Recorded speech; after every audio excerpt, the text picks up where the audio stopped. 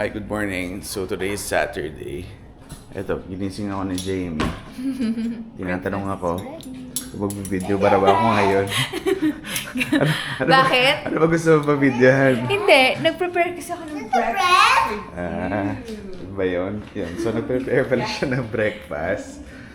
Eto, pinaubos ko lang sa kanya. Ito pa yung muffin na binili namin before sa Costco na more than 1 month na atin. Hindi pa namin nauubos.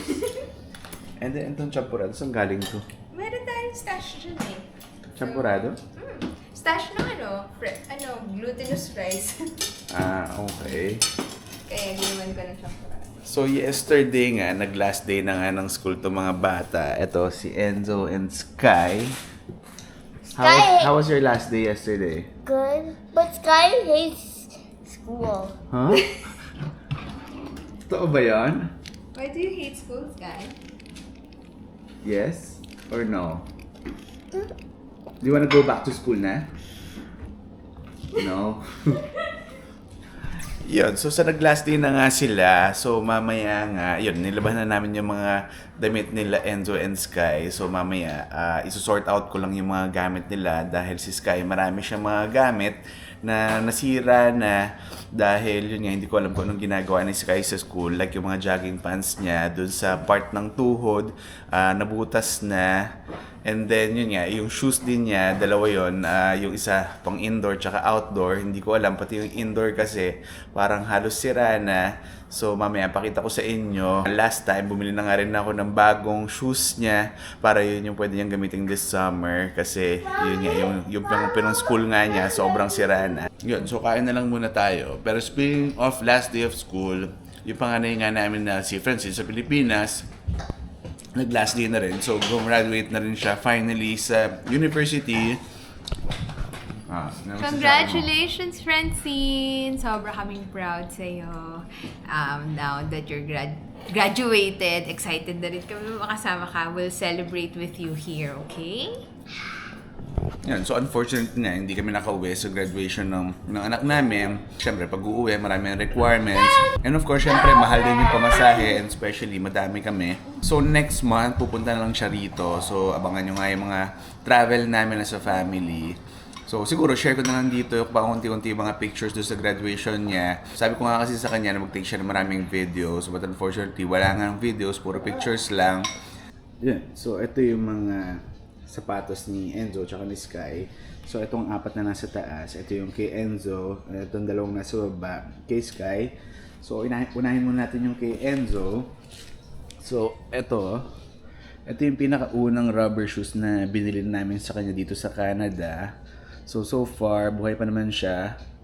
Kasi nung binili namin to, nandun pala siya sa junior kinder. Yun, so medyo paubos na rin yung ilalim. Pero pinapagamit na lang namin to sa kanya kapag lumalabas kami dahil sabi nga namin na sulitin tong rubber shoes na to. Etong next, ito Adidas, kaya ako binili sa kanya to dahil ito parang naka final sale na, so murang-mura ko lang siya na nakuha. So ayan, medyo bago pa siya kasi ito ata yung ginagamit ni Enzo for inside shoes niya sa school. Yun, so aabot pa to for next school year. And then, eto, binili ko to sa Vaughan Mills, dun sa Nike store doon dahil I think naka-sale lang din to. And so far, ito yung ginagamit ni Enzo pag naglalaro siya ng basketball. Kaya ayan, medyo pud-pud na rin. And lastly, etong rubber shoes nga na to. Ito, galing to kay Tita Ellie. Ayan, Paw Patrol yung rubber shoes na to. Anong brand neto? Parang Puma ata to eh. I think Puma to. So far si Enzo, parang meron pa lang kaming tinapon na rubber shoes niya, isa pa lang dahil yun talaga, yun, sirang-sira na. And kay Sky, eto, dalawa na lang yung natira. Pero meron na rin kasi kami na itapon na isa, yung Adidas din. Yun din yung pinakaunang rubber shoes na nabili namin sa kanya dito dahil yun, sirang-sira na rin talaga. And then eto, nang hinayang lang ako dahil I think ito regular price ko siya na nabili kasi parang Panda Dunks to na pangbata. Ayan, kung makita nyo ilalim, Sky, may mga buhangin pa. Ayan, may mga buhangin pa na lumalabas sa rubber shoes niya. Dahil hindi ko nga alam kung saan nagsususuot to si Sky kapag nasa school. Ayan, sira-sira na rin. So, last day niya na today. Ayun, baka i-dispose na rin namin to. Ito next. Ito, sa Von Mills ko rin to nabili. Doon sa may Nike na outlet store. Ayan, sira na rin talaga. Ayan, butas na nga yung ilalim. Dahil hindi ko alam kung ano talaga ginagawa ni Sky dito sa mga rubber shoes niya. Yun. So kanina nga, pinakita ko kay Sky yung bagong bili ko sa kanya na rubber shoes. Actually, hindi siya, bagong design. Bagong pair lang, pero same pa rin as yung sa i-dispose namin. Ito. Kasi parang medyo bagay sa kanya tong rubber shoes na to. Pero one size up yung binili ko sa kanya. And ito pala, medyo ayaw rin ni Sky to kasi ito walang strap. May garter lang siya dito sa taas. And ang main complaint niya is masakit nga daw dahil naiipit yung ankle niya dito sa may entrada ng sapatos. Kaya hindi na ganito yung binili ko. Yun, sana magtagal tong rubber shoes na to this summer kasi isa lang tong gagamitin niya for the rest of the summer and hopefully nga umabot sa next school year para siguro isang rubber shoes na lang yung bibilin namin for him. So yun, mag 1 PM na. So by the way, may lakad pala kami kasi meron kami nga attenda na children's party ngayon ng 3 PM dun sa may Chuck E. Cheese uli. So ngayon, sabi ni Jamie, ang ginawa mo? Ano sa tingin mo? Yun, medyo naglinis siya ng bahay. And in fairness, medyo mabango ngayon dito dahil ano pa yung spray mo? Hindi, kasi yung sa ni cleanser ko, tapos yung, may spray, may Febreze. Saan ba natin nakuha yung mga pabango na yun? Galing sa landlord natin. Yung mga natira nila dati. So hindi natin tinapon. So yun yung ginagamit namin.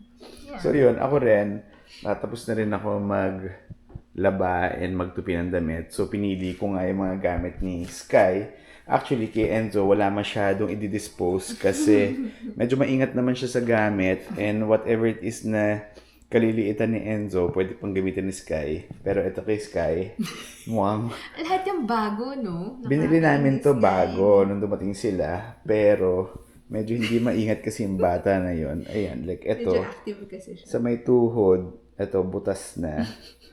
And maliit na rin kasi sa kanya to, kaya i-dispose na namin.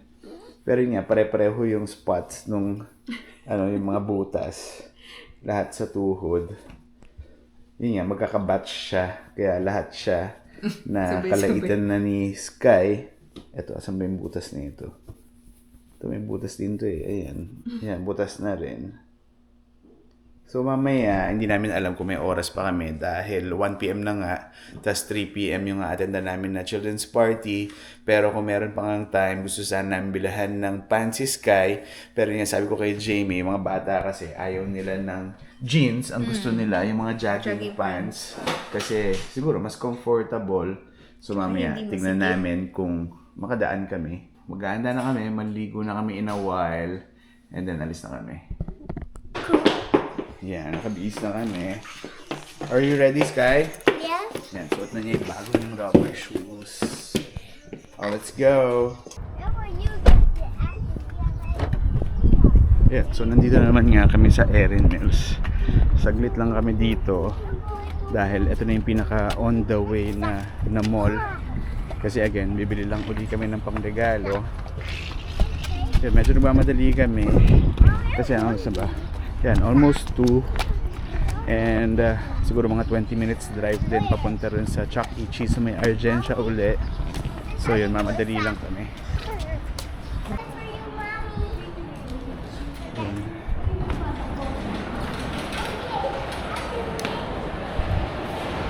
And buti dito aircon. Kasi today, mainit na naman uli. So kanina nasa kotse, parang more than 30 degrees na naman. So medyo mainit. Kaya ako naka-shorts lang ulit ako. Yung dalawa naka-jogging pants. Kasi yun nga, maglalaro sila sa Chuck E. Cheese. Yan, nakabili na kami ng regalo. Pero kain lang kami ng konti dahil baka magutom uli yung bantay. KFC. Itong dalawa. Are we late? No. Yan, so 2:40 na. Yan, sakto lang kasi 20 minutes drive nga. Ayun, si Sky. Matakbo na naman. I can't walk. No. Yan, so nandito na kami sa Chuck E. Cheese. Yan, sakto 3 p.m. Dito na kami. Yan, si Sky. Yan, excited na. Tsaka si Enzo.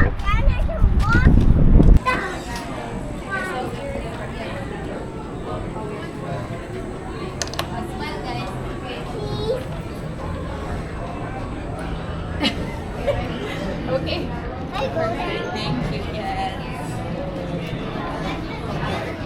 So, kailangan talaga mag-take ng selfie para makapasok.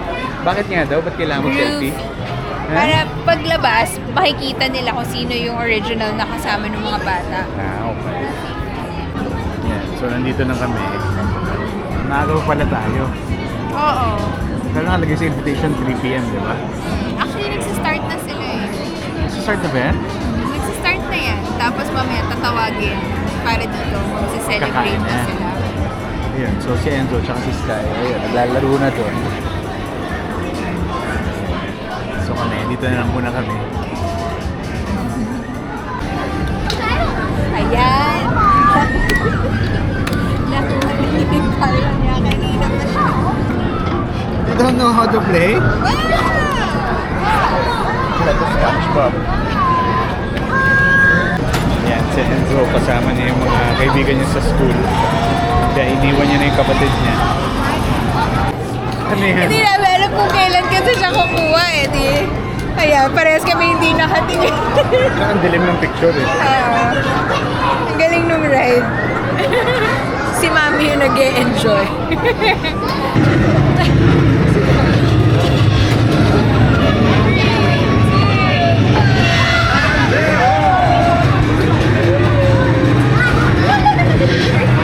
Ano ba yan? Yes, you died.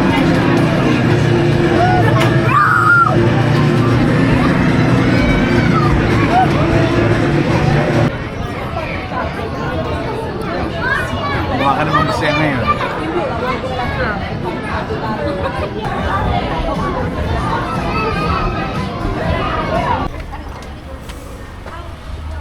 Oh, anong nangyari? Eh? Sa sapatos nila, matibay. Bakit naapakan ka? Sakit. Wait lang. Yan, kasi ang kulit nito yung dalawa eh.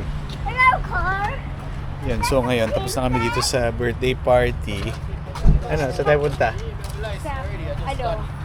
Sa, sa Heartland? Heartland ba? Sa Heartland na lang? Yung sa Crocs mo? Sige. Yan, so nandito na kami sa bahay. Actually, nanggaling na kami sa Heartland. Kaya ako sana gusto pumunta ng Heartland dahil eto nga, finally, binili ko na nga yung tinitignan ko dati na Crocs. Pero nung sinukat ko nga to, kasi nung isang araw siya dumating, pero kagabi ko lang siya sinukat. And parang nag-aalangan ako na kung masikip ba siya or kailangan ba one size up. Pero kanina nga, nung nandun kami sa store, kinumpare ko yung dalawang sizes. And buti na lang, kasama ko nga ito si Jamie. Kasi gano'n nga ako, parang every time gusto ko ng validation, especially from her, na kung ano ba yung okay. Itong size ba na to versus kung itong size na to. Kasi gano'n din ako, whether sa shoes, sa chinelas nga, sa t-shirt, parang kino-compare ko yung sizes na just to make sure na yung makukuha kong size is yung optimal talaga sa akin. Pero dito nga sa Canada, medyo nahihirapan nga ako dahil especially kapag sa shirt, merong factor na kailangan kong magbigay ng allowance para dun sa pag-shrink ng damit. Eto, nakakatuwa lang. Itong t-shirt na suot ko ngayon, ito yung binili ko sa Walmart. Tigsi $7 lang. But so far, okay naman siya. Kasi yung average, yung mga mura na binibili ko, no, roughly mga around $13 to $15 din. Pero ito nga, $7. George yung tatak niya. And okay naman, no? Maganda. Hindi pa siya pumuputi. Tsaka Hindi siya pumuputi pa masyado. Tsaka yung nag-shrink nga siya, parang sakto lang, no? Hindi Nag-shrink siya na yan? Oo. may room pa siya to shrink. So, sabihin. So yung size medium, yun yung medyo... Perfect na siya sa Oo. small. Pag nag-shrink siya, parang small na. Ayan, magna 9 p.m. na. Medyo nakaramdam tayo ng gutom. Actually, pati si Sky, naghahanap na ng pagkain. Pero kaninang gusto niyang kainin cereals daw, pero hindi na nga kami pumayag dahil ang dami na nga niyang kinain sweets kanina. So, eto, ubusin lang namin yung niluto ni Jamie the other day. Ano tong niluto mo before? Chicken broccoli, mushroom, rigatoni. Bake. Akala ko naman nagka-crave ka lang ng... Nagkikrave na ako ng parang truffle pasta. Pero wala mang truffle to, di Walang ba? truffle, pero nauto ko na yung sarili ko sa lasa ng truffle na hinahanap ko. Yung mushroom na yun. Sarap. Pero ikaw hindi ka gutom. Hindi. Kasi kanina may nakain ka doon sa party. In fairness. Ayun nga eh. Ang sarap kanina ng pagkain doon sa sa party. Nasarapan ka? Oo, tapos Sa chicken. ang daming chicken wings. Kasi di lahat ng mga magulang kumain. Kaya ang daming pang natira. Isang buong tray nasa harapan mo, no? Yeah, so dito na si Sky. Kakain na kami. Cappuccino. So siguro hanggang dito na lang muna ulit. So again, thank you for watching and I'll see you in the next video. Bye!